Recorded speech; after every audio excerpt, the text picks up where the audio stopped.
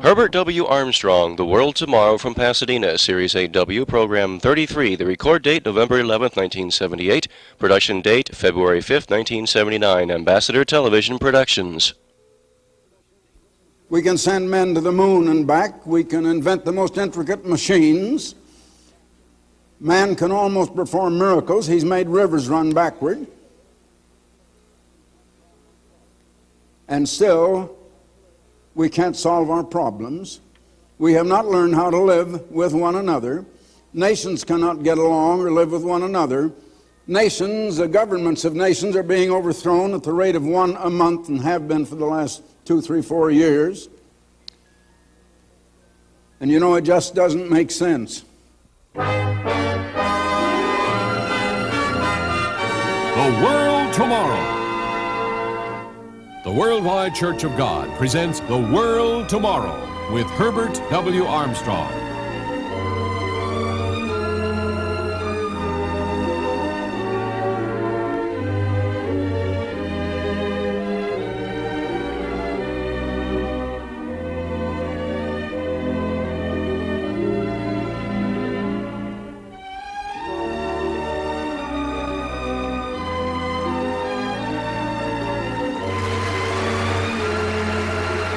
Ladies and gentlemen, Herbert W. Armstrong.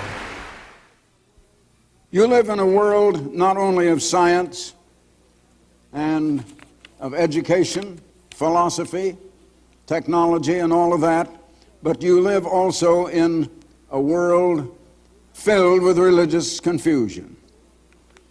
We have in this world, for example, Confucianism, Buddhism, Hinduism, Shintoism, Taoism, Muslim religion, and the Christian religion. Now, the Christian religion is the largest, believe it or not, and in the Christian religion there are 250 denominations and sects in the United States alone, beside many small groups and smaller sects. But more or less larger denominations, 250 in the United States alone. And they certainly don't all speak the same thing. Why do we have this kind of confusion? Why do we have this kind of trouble in the world? It's time someone comes up with the answer.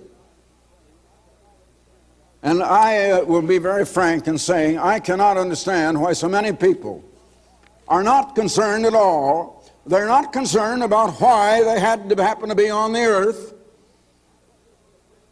How did we get here? Were we put here and put here for a purpose, or did we just happen? Where are we going, and what is the way, and why haven't we found it? Why do we have violence, crime, families breaking up in divorce, home life broken up, and we don't know how to live? And if we want to get at the answers to things like that, the other average person says, don't bother me with that. I want to see this football game on television. Or I want to go to the dance tonight. I want to enjoy myself. It's like a man that's in a dream. He's asleep and someone wakes him up. And he says, don't wake me up, don't wake me up, go away. And I guess that's just about it. We are asleep. And we don't want to be awakened for some reason.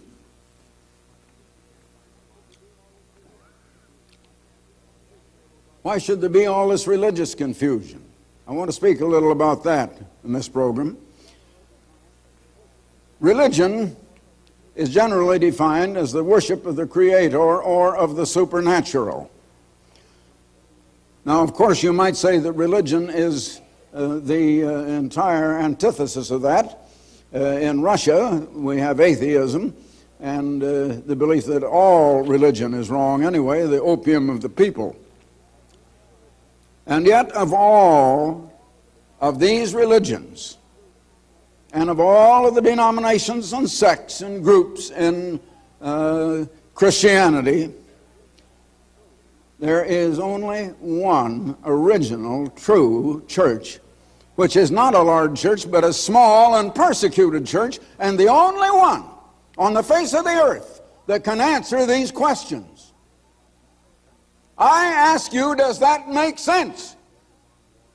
The people are not interested in a thing like that, and they're not. Do you know that of all of the religions, including Christianity and all of its sects and denominations except the one original, true church, not one of them knows who or what God is. And yet, religion is the worship of God. It's like the Apostle Paul, who was taken up to Mars Hill, the court of Areopagus, the Greek scholars way back in his day in the first century. And they were so scholarly, and yet they knew so little. And they sort of mocked Paul as he came up. They looked on him as an ignorant something. He didn't have the polish, the education of the something they did. He probably had a lot more. But they said, well, we're always looking for some new thing. Now, we understand you have a kind of a strange religion. And it's funny, but the truth seems strange to most people because they never heard it before. And they don't understand what it is. And so it does seem strange to them. Paul said, well, I have observed that you are too ignorant. Absolutely ignorant. Religion is the worship of God. And yet as I came along, I saw on one of your idols you worship a sign saying to the unknown God. You worship a God, but you have no idea who that God is. You don't know who you're worshiping. You are superstitious of all people. And he says, I'll tell you who God is, God that made the worlds and all that exists. Everything you see up in the sky, this earth, everything in it, all people. And he said, made human beings to all breathe the same breath, and he gives us all the same breath. God is the creator, but none except the one original church that Jesus Christ founded, as I said, knows who and what he is. Herbert W. Armstrong will return right after this message. You're invited to learn more about these important issues through the pages of Plain Truth. This international journal of understanding comes along every month with a penetrating analysis of world news in the light of Bible prophecy.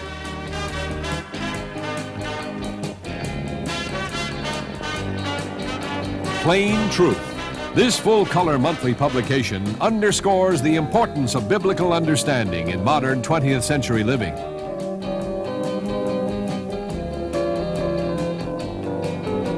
Your subscription is free of charge. There is no cost or obligation. Call this toll-free number, 800-423-4444. That's 800-423-4444. The Plain Truth, a magazine of understanding. Now, I have shown you the beginning of God. We find the very prehistoric beginning in the New Testament, in the book of John, first chapter and the first verse. In the beginning was the Word. Now the word, and it is the capital W, and it is a name here. It means spokesman, revelatory thought, but revealer or spokesman, and the one who speaks. And the Word was with God. Now the Word was one person. He was the spokesman, and he was with God, and God is another person. The same was in the beginning with God. Now there you have two persons. All things were made by him, and without him was not anything made that was made. Now you read over in verse 14 of this same chapter that the Word, and this was much later, maybe millions or billions of years, we don't know, the Word was made flesh and dwelt among us. And we beheld his glory, the glory as of the only begotten of the Father, full of grace and truth. And John bare witness of him, and we come on down to see that that's speaking of Jesus Christ. The Word is one who, maybe millions of years after the time spoken of in the first verse here, became Jesus Christ and was born as a human being, as a little baby, and grew up from babyhood. And it says, dwelt among us, and had taken on the likeness of humanity and of flesh and blood, and for the purpose of death. Because we can die, and he came down and became a man and called himself the Son of Man, but he was also the Son of God. He was born of a human woman, but he was fathered by the divine Almighty God. Now, God and the Word, primarily or originally, before everything else, were alone in space. I can't say in the universe because there wasn't any universe yet. In Ephesians, the 3rd chapter, in verse 9, you will read that God has created all things by Jesus Christ. And now we turn to Genesis 1 and verse 1. In the beginning, God created the heavens, and that is plural as Moses wrote it in the original Hebrew language, and in most translations into English, and the earth. In the beginning, God created the heavens and the earth. Now, I have reason to believe, and I believe it just as if God had revealed it, that he created the entire physical creation at the same time he created this earth. If you notice in the 2nd chapter of Genesis and verse 4, it says, these are the generations of the heavens, plural, heavens, and of the earth, when they, see, all the vast universe, including the earth, were created in the day that the eternal God made the earth and the heavens. So apparently in the same day, whatever length day that is, but he's been speaking of days in Genesis. We don't have any trouble proving to you, unless you want to speculate and have a lot of theories and believe your theory and will not believe plain proofs and plain language, that the days, the 7 days in Genesis 1 are 7 literal 24-hour days. And each day is from sunset to sunset, the way God calculates time. And so in the same day. Now, there is the expression in the Bible elsewhere of days, the day of the Lord, and we're getting very close to that now. We've been for 6,000 years in the day of man, and that's a pretty long-lasting day. The day of man, it's been about 6,000 years. But anyway, in whatever space of time is indicated in that same day, he created the heavens, that's the whole universe, and the earth. Now, there is a point in how God creates. And science can't tell you this. And there is no church and no religion that will tell you, because they gloss over, and they have access to the same book where you can get this knowledge, and it's all here. But they have glossed over it all these years and centuries. And you will never hear it from any religious denomination. The method of God in creating. God creates by a principle of duality. There is a first stage of creation, but it isn't complete. Then there is a second phase that completes the creation. Now we come to the creation of man. And how does God create man? He's creating man to reproduce himself.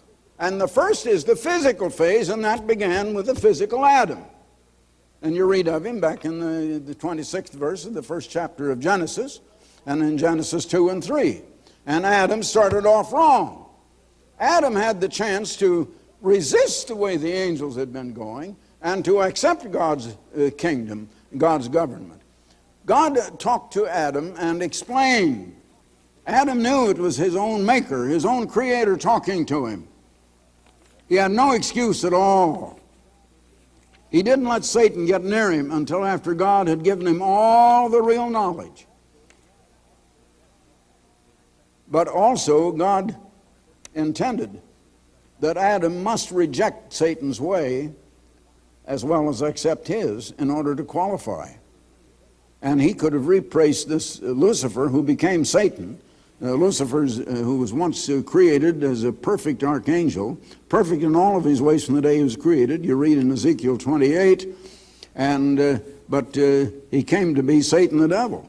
And that was all his own doing, because the character, as I say, God can't build that alone. You have everything to do yourself,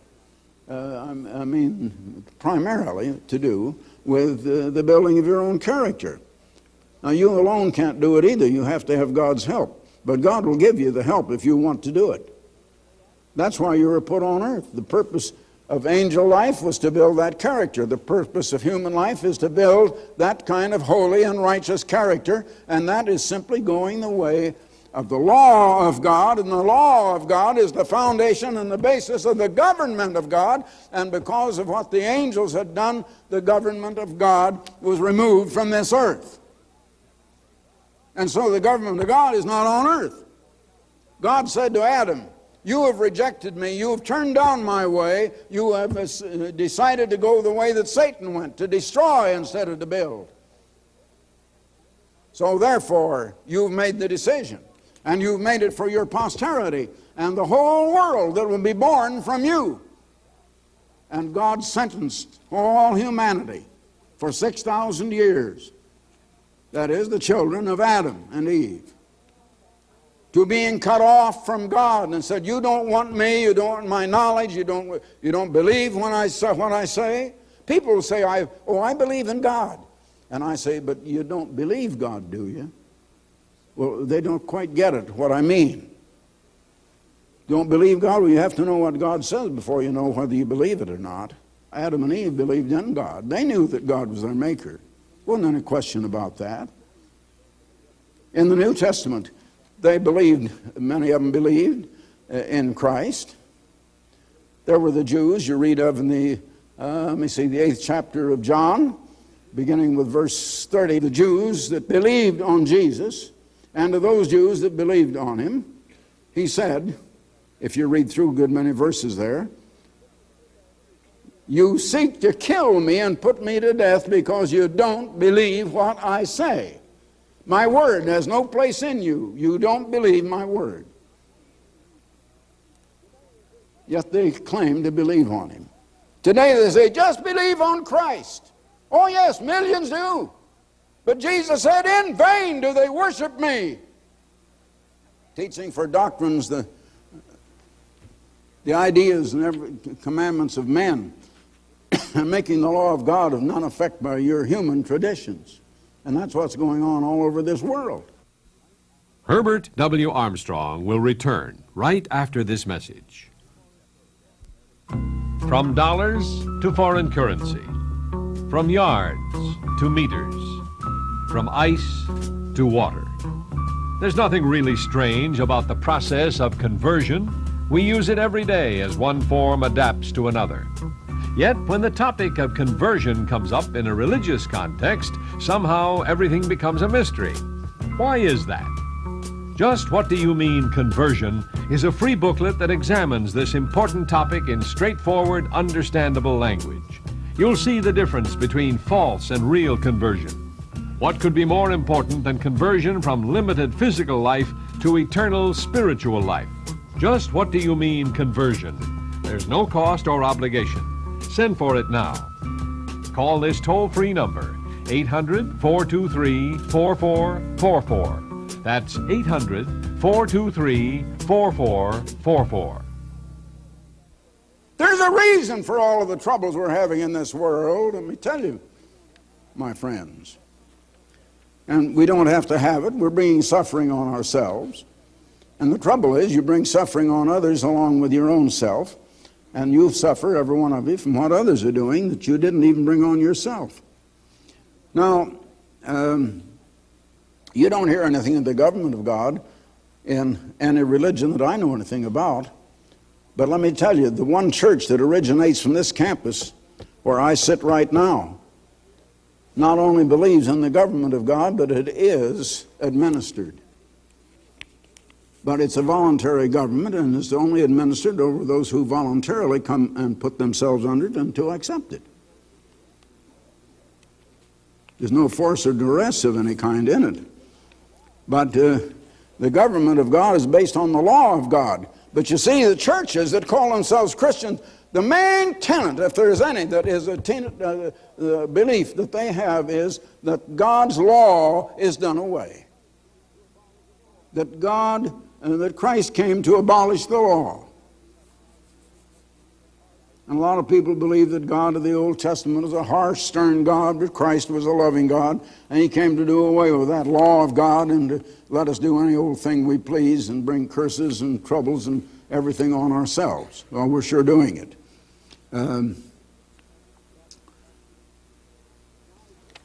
But now He put humans on earth to build that character, and we have the chance, just as the angels did, but we're not doing it. We're going the same way they did. And but I said a while ago that God pronounced this sentence of being cut off from Him for 6,000 years. Now that 6,000 years is just about up. It's going to end in our present living generation. And I would guess that 2/3 to 3/4 of all of you people listening to me now are going to live through this time, when this present world is going to be over. That doesn't mean the destruction of the earth. The world is one thing and the earth is something else. The earth is the planet we live on. The world is the system of society that man has built on that planet. And that system of society is rotten. It's filthy. It's damnable. And it's going to go. And so we're told to pray, Thy kingdom come, God's kingdom, God's government, Thy will be done on earth as it is in heaven. And not until then will we have any peace, any hope, or any truth on earth. Well, now let me just say finally, the book that I am now completing, I have not decided yet on the exact name of it, but it will have to do with the religious confusion in the world. And it will give you 7 major truths which really put to shame such confusion as we have in this world, in a Babylon of religious ideas. And if you get together, no two people can agree. If you're going to have truth in a church, and then to the Corinthian church, the Apostle Paul was inspired to write that you must all speak the same thing, that there be no divisions among you, no schism in the body.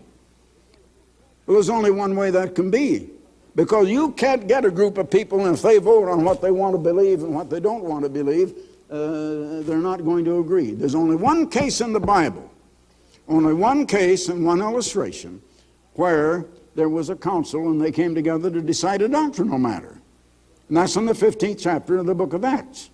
There were probably only 3 or 4 of the apostles there, but there was Paul and Barnabas, so that would have made it very least, at least 5 of the apostles and other elders. And there was much disputing and much wrangling until Peter stood up, who did have primacy, and he laid down the law of what it was and gave the decision.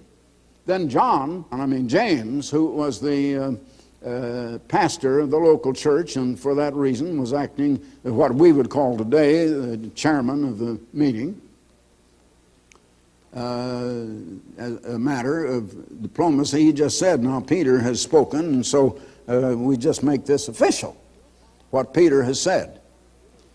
You'll find that everything that was believed in the original church had come from one source, not what the people believed, not what ministers wanted to get together and decide among themselves what we think ought to be the true doctrine. It all came from Christ, and Christ got it to the church through the apostles that He had chosen, and in no other way. Now, I'll just give you $1,000 if you'll show me where it ever got into the church of God in Bible times any other way. Because it just didn't. And as long as men are going to decide, and ministers want to get together and decide on what to believe and what not to believe, you're going to have confusion of tongues. That's why we have it in the world today. The truth must come from God. He's the author of truth. And Christ is the spokesman of God and the Word. And it must come from there. And if he chose the apostles, they didn't choose him. They didn't choose themselves. Jesus said to his apostles, he said, you have not called me or chosen me, but I have chosen you. You see, Peter wanted to be a fisherman, and Andrew his brother. And one of them wanted to be a tax collector. And but Jesus said, no, you come and follow me. I've called you into my mission. And so they followed him, and they got their teaching directly from him. Now the Apostle Paul, he spent 3 years with Christ in Arabia. He said, I have seen Christ. I have been with Christ.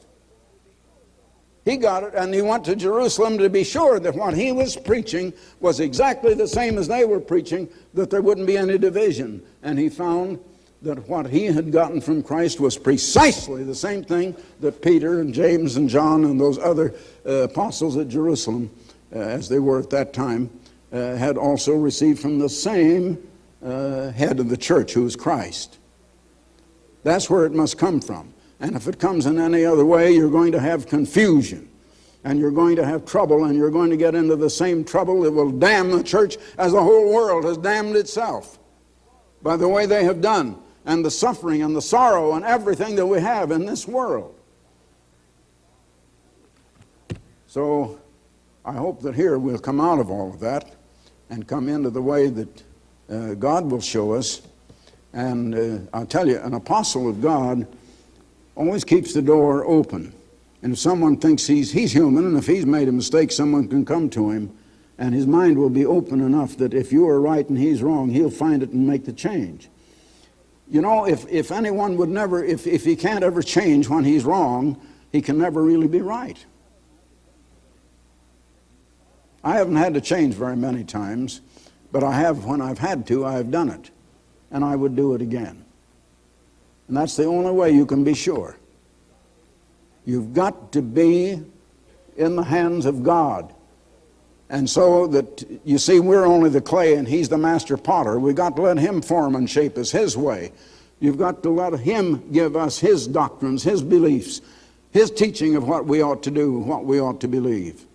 And any other way, you're going into the confusion of tongues and the religious confusion that is now engulfing this world. Well, I hope this book will be out by next spring, and I hope that I'll be mentioning it on this program, on television, and also it'll be announced in many ways, and it'll be in bookstores everywhere. So until next time, this is Herbert W. Armstrong saying goodbye, friends.